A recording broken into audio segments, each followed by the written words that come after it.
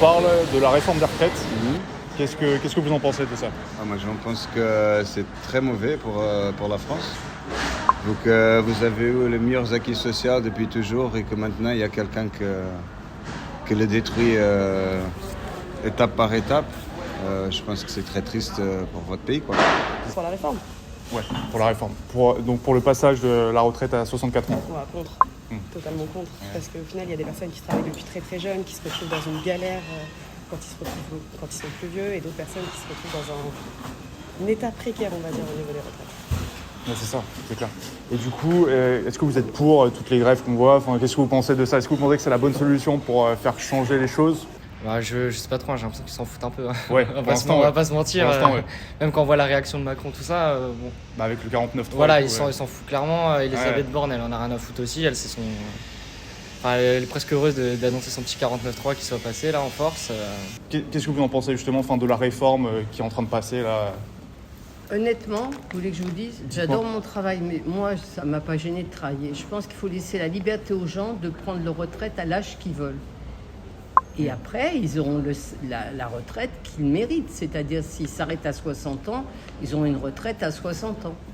Après, il y a sur le principe et sur la manière de faire, c'est un autre débat. Vous voulez dire avec le 49.3, Voilà. le passage en force. Voilà. Donc vous êtes un peu mitigé là-dessus. Vous ne savez pas trop comment vous positionner. Oui, non, je pense qu'elle est nécessaire, la réforme, mais je pense qu'il y avait peut-être un autre moyen que de le faire en force, quoi. Okay. Donc vous êtes plutôt contre?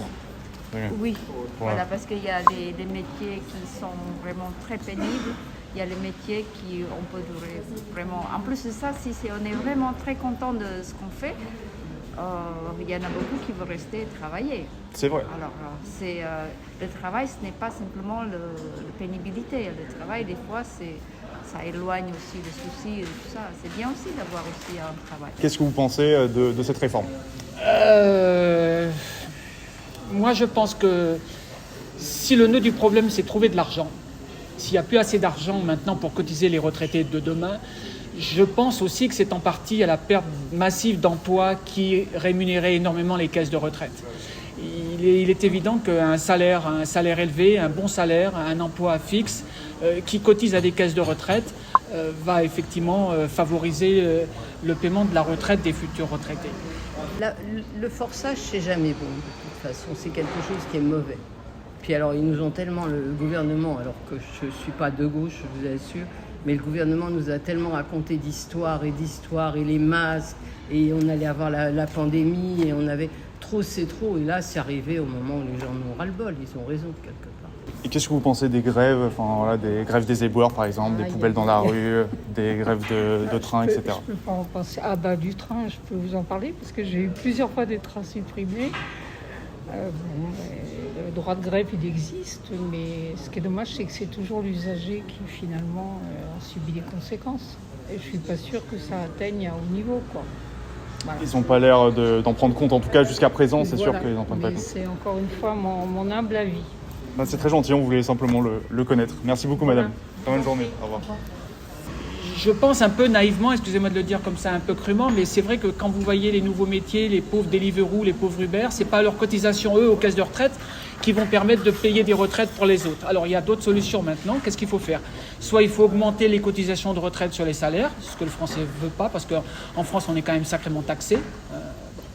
Soit il faut prolonger la durée du travail. Soit il faut le voir différemment.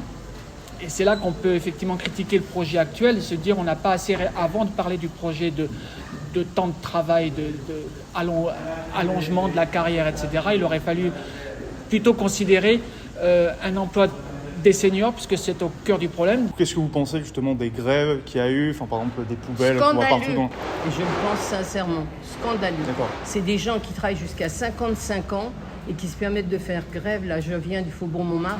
C'est scandaleux de laisser l'État de Paris dans l'état où il est. On était autrefois la ville lumière, aujourd'hui on est la ville de la crasse. Ouais. Et du coup, qu'est-ce que vous pensez un peu des grèves qu'on voit en ce moment, des poubelles dans la rue? Qu'est-ce que vous en pensez? C'est très bien. C'est très bien? C'est très bien. Ouais. Vous pensez que c'est la meilleure façon pour faire bouger les choses? C'est l'unique façon de faire, faire bouger les choses. Il n'y a pas d'autre façon. Ça. Et malheureusement, le gouvernement, il n'écoute personne. ni les oppositions, ni le syndicat. Le syndicat, ils ont essayé de faire quelque chose où ils accrobaient les gens, ils montraient qu'ils avaient quand même beaucoup de gens derrière eux.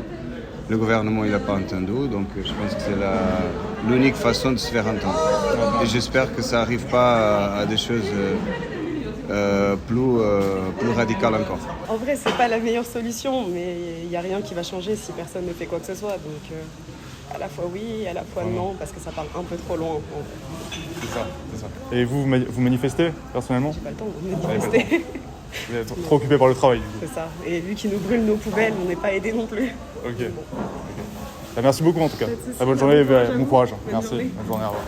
Puis même, ça donne une mauvaise image de la France, je pense, vis-à-vis des étrangers. C'est clair, là vous avez vu, c'est dégueulasse. C'est un truc de fou, peu importe les quartiers où on va, c'est sale, ça commence à puer. Au début ça allait, c'était juste sale. Maintenant on commence à avoir l'odeur. Ouais, et puis les rats et tout, les rats dans la rue. Puis moi mon école elle est pas très loin, il y a des poubelles tout le long, c'est-à-dire qu'on sort dehors, en fait il y a des poubelles tout le long, on peut même plus discuter tranquillement et tout, on a remonter des odeurs, on a les poubelles juste à côté, c'est un enfer. Ouais. What do you think about Paris, about the situation these days? What do we think of the situation these days? Just mean walking around? Yeah. And what are we noticing? Yeah. I think it's as lovely as always, Yeah. you know? I love how what's going on reflects like the sentiments or the emotion of the people always. So like the garbage is for instance, like it's just an example of like, you know, unrest and discontent, and you can see it versus things being hidden away and being just like looking like everything's fine. So I think that's really emblematic, it's a big word, of what Paris is all about. They don't hide anything. C'est vrai que s'il y avait des aménagements du travail pour des seniors et qui leur permettraient de rester plus longtemps et a fortiori de continuer à cotiser pour les caisses de retraite, des aménagements du temps du travail. Moi, honnêtement, à 59 ans, on me demandait de prendre des avions à Roissy et de me lever à 5 h du matin, comme les jeunes qui avaient 30 ou 35 ans, vous voyez. Donc, bon, il y a un moment où vous dites, j'en ai un peu marre de me lever, quoi. Pareil, les transports en commun, je me tapais plus de 3 heures de transport en commun par jour. Oui, c'est ça, par jour. Okay. Donc, si on pouvait trouver des solutions d'aménagement du temps de travail, des temps partiels, vous voyez. Donc tu penses que ça serait quoi la solution justement pour faire plier le gouvernement? Est-ce que tu penses qu'il y a une solution ou pas du tout? Faut prendre les armes. Non, je sais pas, hein. Je t'avoue que j'en sais rien, mais peut-être qu'à la longue ils vont plier, hein. Je pourrais pas te dire, mais en tout cas j'espère quand même une réponse pacifique. J'espère qu'une réponse pacifique va les faire changer d'avis, mais c'est vrai qu'il faut que ça bouge, ouais. Je suis pas forcément pour. Ok, bah, merci beaucoup en tout cas. De rien. Merci. Bon courage pour votre reportage. Merci beaucoup, bonne journée. Changer de maire, changer de président de la République, changer tout et remettre la France au travail parce qu'elle a vraiment besoin de travailler. Ok. Je crois que c'est ça le problème. Voilà quoi, on se dit bon voilà, on élit un président. Après, on élit des députés à l'Assemblée qui vont voter les lois. S'ils ne sont pas d'accord avec les lois, ils ne sont pas d'accord avec les lois. C'est tout. Merci beaucoup en tout cas. Je vous en prie. C'était très complet. Merci. Merci beaucoup.